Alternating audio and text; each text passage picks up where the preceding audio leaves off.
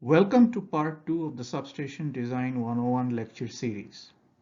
In the previous session, we looked at the various substation types and their purposes, a brief overview of the substation design and construction process, followed by the initial steps in the design process, and finally, the major equipment or building blocks that are key to designing any substation.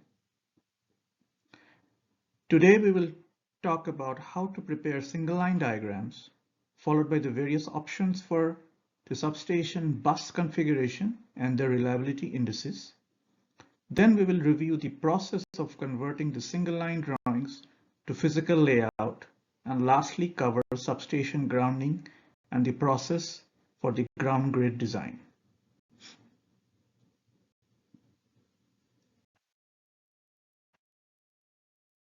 First, let's look at the process for preparing single line diagrams.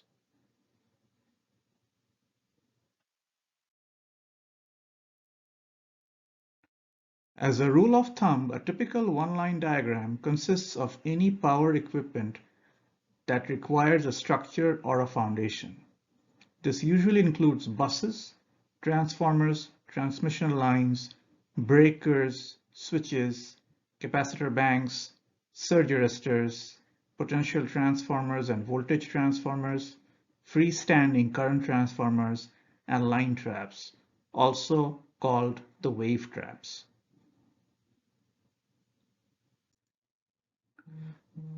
These are some of the commonly used acronyms for the substation apparatus.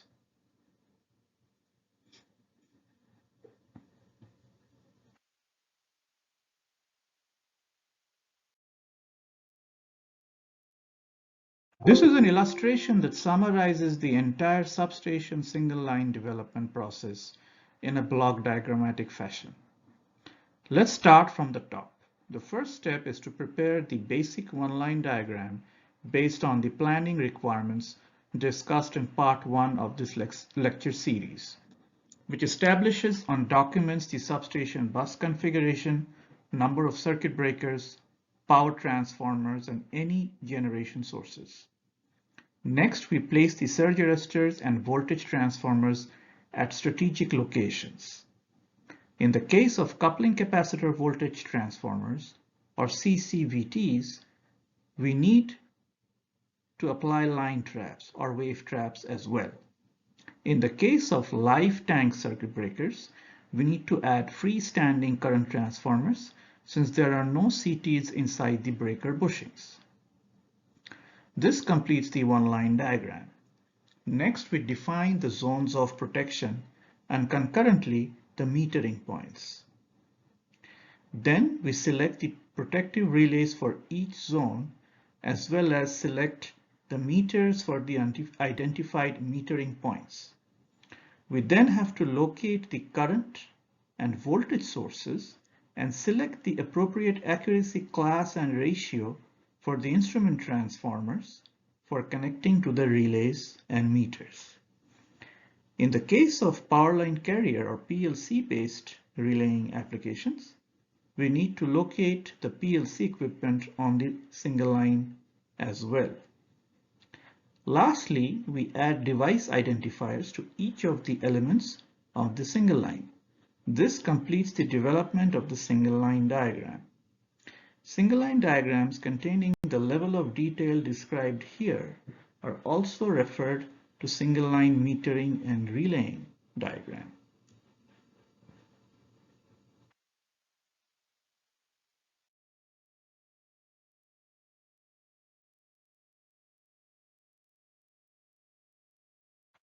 Next, we investigate the various options for the substation bus configuration and their reliability indices.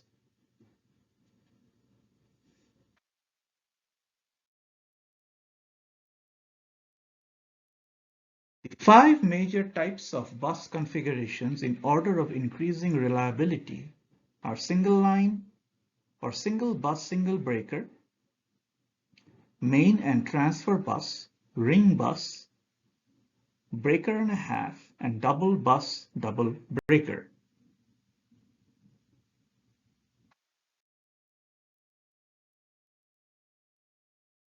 This illustration shows the single bus, single breaker arrangement. This configuration has the lowest cost and the smallest footprint. However, it has the lowest reliability ranking. A bus fault or breaker failure will de-energize the entire substation. Any extension of the bus work will require complete de-energization of the entire bus. In this arrangement, any breaker or switch maintenance requires a circuit outage.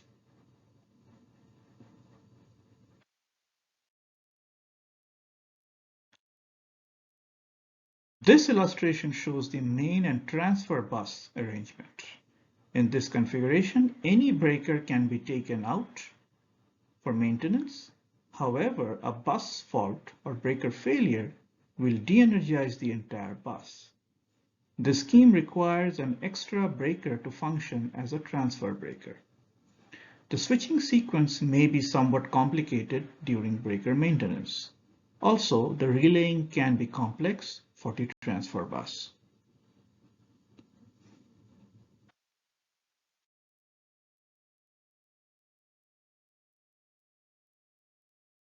This illustration shows the ring bus arrangement.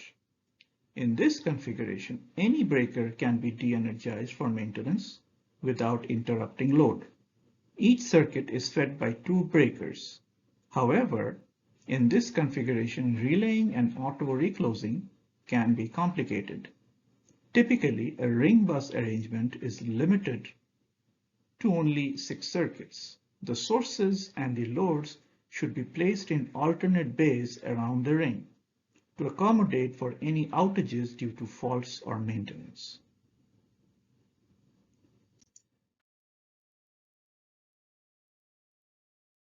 This illustration shows the breaker and a half bus arrangement. In this configuration, a bus fault does not take any circuit out of service. A line fault followed by a bus side breaker failure does not trip any additional circuit. Either main bus or any breaker can be taken out of service for maintenance without interrupting any circuit. However, failure of center breaker takes one additional circuit out of service, similar to the ring bus configuration. Relaying and auto reclosing can be complicated.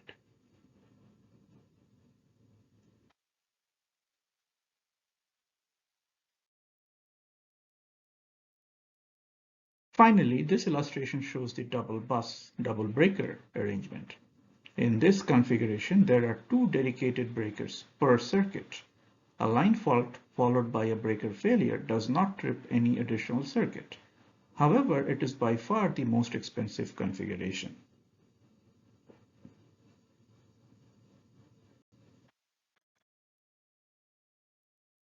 This slide summarizes the cost and space comparison of the 5 bus configurations discussed in the previous slides. These are approximations based on a total of 4 circuits. It is clear that the double bus double breaker configuration, although the most reliable, but by far the most expensive and also the largest in terms of footprint, and hence not commonly used. On the other hand, the ring bus configuration, given its reliability index, is only slightly more expensive and is quite popular.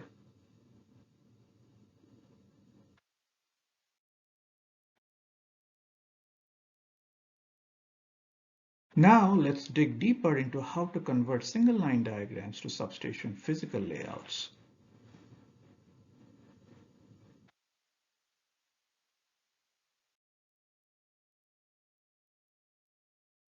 To begin with, we need to make sure that all major substation apparatus are shown on the single line drawing, including the correct number of generation or supply sources, load exits, voltage transformations, protective devices, disconnect switches, and any auxiliary equipment such as station service transformers. Then we need to make sure that the bus configuration and its continuous current requirements are shown correctly. Next, we establish the maximum short circuit requirement since this affects the equipment interrupting ratings, and bus design. We finalize the project scope by keeping an eye on the ultimate requirements, taking into account future bay additions or expansions, future load growth, future source additions, etc., as well as any environmental requirements.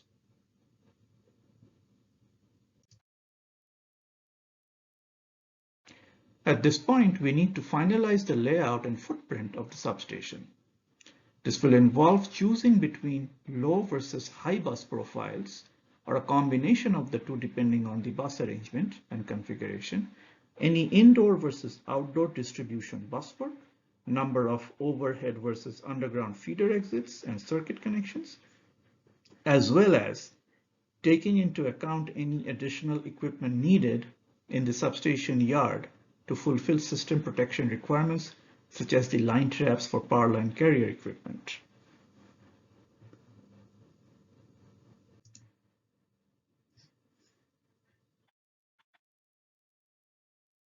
At this stage, we need to narrow down the applicable standards that will help us determine low versus high bus profiles, as well as indoor versus outdoor preferences. Generally, previous design standards, if available, that have worked well for similar applications and that are accepted by the project stakeholders without further review are a good starting point. This would typically be true for electric utility applications. If no precedence has been set or the design requires certain customizations, we can start by locating the clearance tables, such as the ones shown in RUS tables 4-7 and 4-8, shown in the next slides. However, we need to ensure that these standards comply with the local code and regulatory requirements for the project.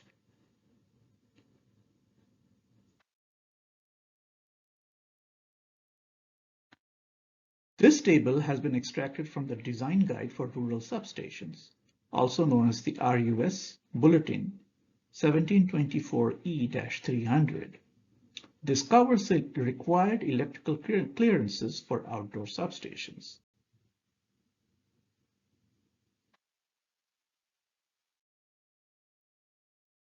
This table has also been extracted from the same design guide. This covers the required phase spacings for the outdoor substation apparatus.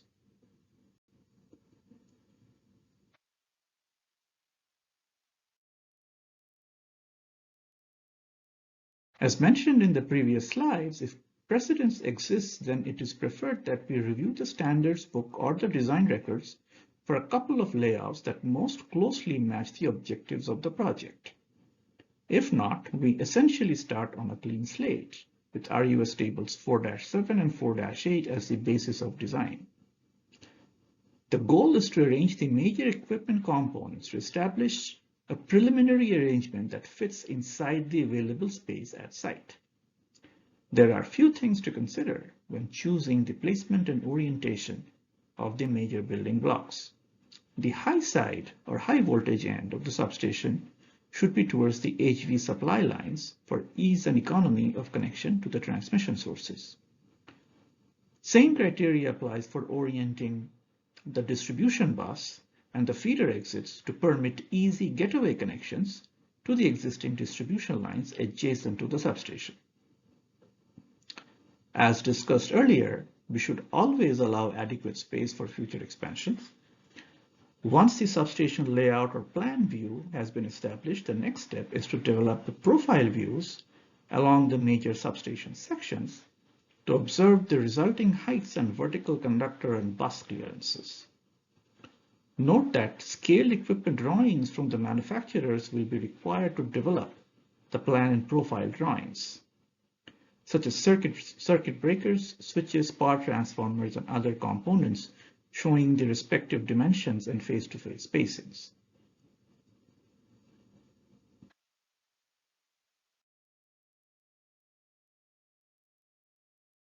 Preliminary plan and profile drawings must be checked thoroughly to verify the requisite face-to-face and face-to-ground clearances are maintained at all locations, equipment connections, and conductor crossover points.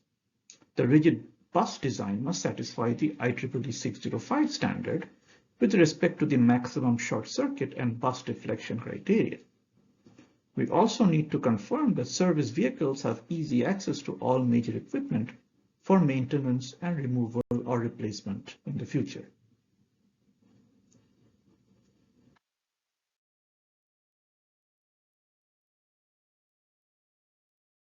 This is a typical plan and profile view of a low bus arrangement design. Notice there are separate support structures for the bus work and breaker isolation switches and dead ends.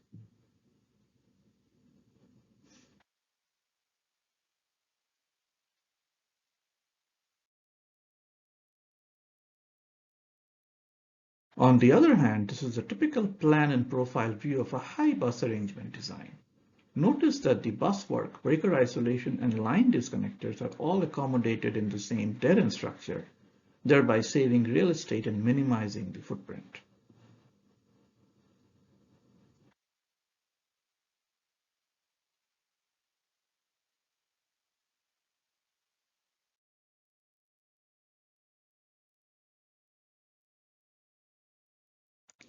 Now let's review the substation grounding concepts and the design of the ground grid.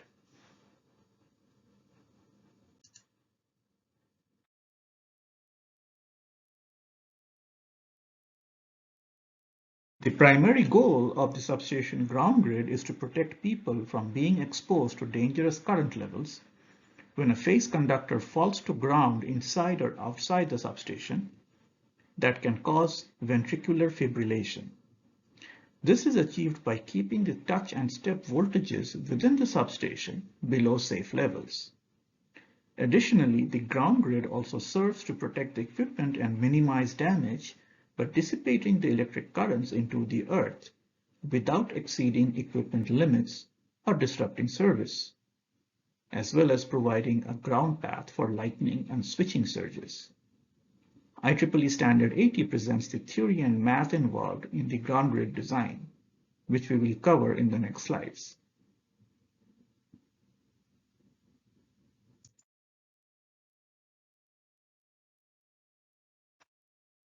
That there are several computer programs available these days that will model and analyze the proposed design for adequate performance.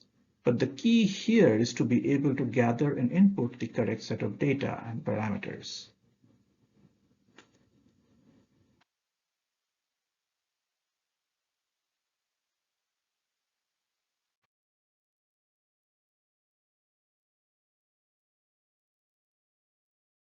This is an extract from the IEEE Standard 80, which prescribes a 12-step procedure for the ground grid design. We start the process by gathering the requisite data, and they are soil resistivity and ground fault current, which we will discuss more in the forthcoming slides. Typically, fault clearing time of 0.5 seconds or less is recommended. Next, we prepare a preliminary grid configuration that covers the grid dimensions, grid spacing, ground rod placement and depth, as well as the sizes of the main ground conductor and the ground rod. These input parameters are then inserted into the analysis software to calculate the tolerable touch and step potentials.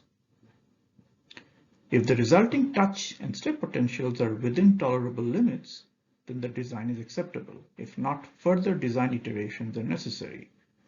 This involves increasing the surface area of the ground grid by employing closer spacings and/or driving deeper rods.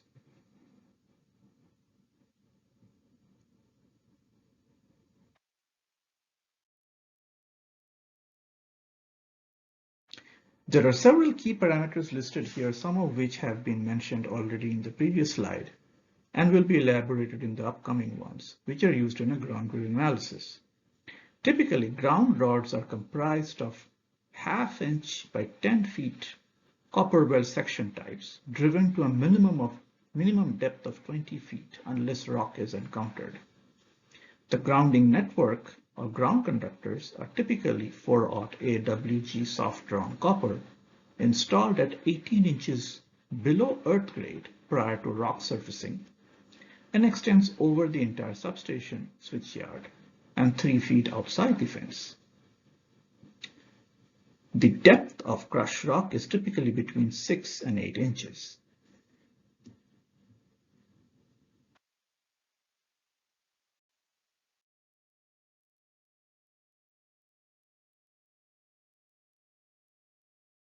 Knowledge of soil resistivity is important when designing substation grounding systems.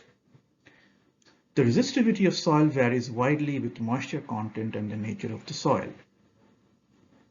Average values of wet organic soil, moist soil, dry soil, and bedrock are 10, 100, 1000, and 10,000 ohm meters, respectively. Moisture content has an appreciable effect on soil resistivity. Moisture contents above 20% do not have a great influence on resistivity. However, when moisture content falls below 20%, resistivity can change dramatically. A drop in soil moisture content from 20% to 10% can increase the resistivity by as much as a factor of 30. Average moisture content during dry seasons is about 10% and during wet seasons is about 30%. So the annual average yields a range of 16 to 18%. Temperatures below freezing also have a pronounced effect on soil resistivity. Due to stratification of the soil, the resistivity of the soil at various depths can vary considerably. Generally, the greater depths provide lower resistivity. Where bedrock is near the surface, as near a river, resistivities may be quite high at greater depths. Stratification of the earth can be modeled as two layers of appropriate thickness to account for the variations of resistivity. Use of the two-layer model is more accurate than a uniform soil model. This can be accomplished using the computer programs built for this purpose. The main aim of measurement of soil resistivity is accumulation of data for use as inputs to the appropriate computer programs. The data allows development of a two-layer soil model and determination of the step and touch potentials after preliminary design is complete. The most satisfactory method of determining soil resistivity is the 4-electrode method. This method consists of placing 4 probes or electrodes equally spaced in a straight line. Current is injected into the earth through the 2 outermost probes. The voltage across the 2 innermost probes is measured. As the current and voltage are known, a resistance value in ohms can be determined. The value of resistance for each probe spacing can be used in an equation to determine resistivity. In most cases, the ohmic values are directly used as inputs into a program that determines the two-layer soil model parameters.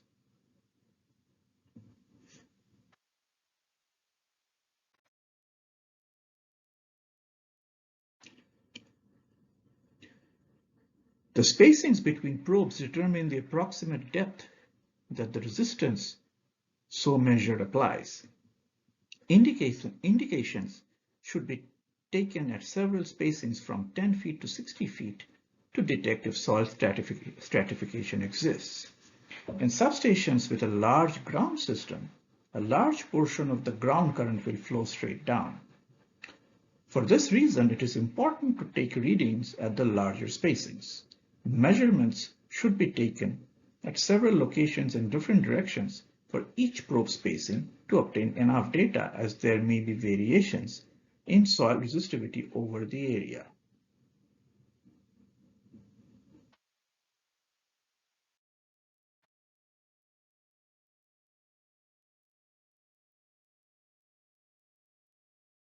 It is important to note that only that portion of the total fault current which flows through the grid to remote earth should be used in designing the ground grid.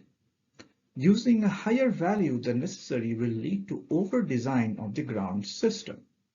Generally, 70% of the maximum ground current is an adequate design value that allows for future substation expansion. IEEE Standard 80 provides charts that estimate the split factors for different system conditions.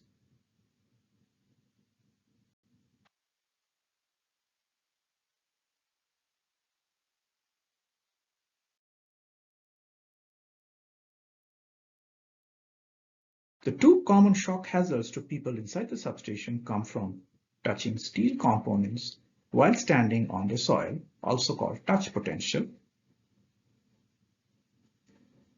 having their feet apart far enough to pick up potential differences across the soil surface, also known as step potential. The goal is to keep all the substation equipment and surrounding soil at nearly the same potential during the worst fault conditions possible. A 70 kilogram person can normally survive a 157 milliamp shock for up to 1 second duration.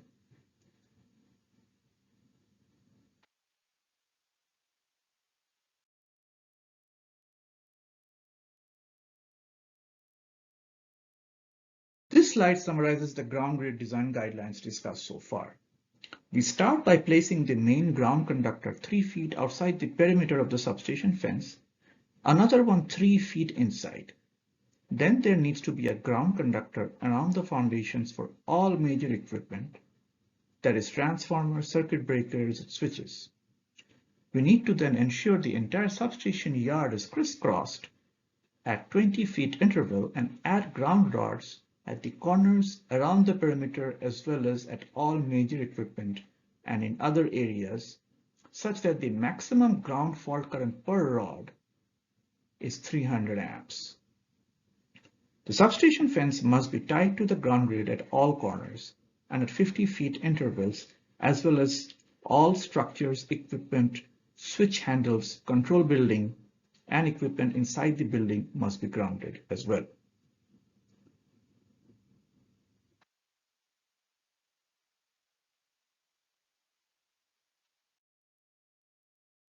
This completes part 2 of the lecture series. Please stay tuned for part 3.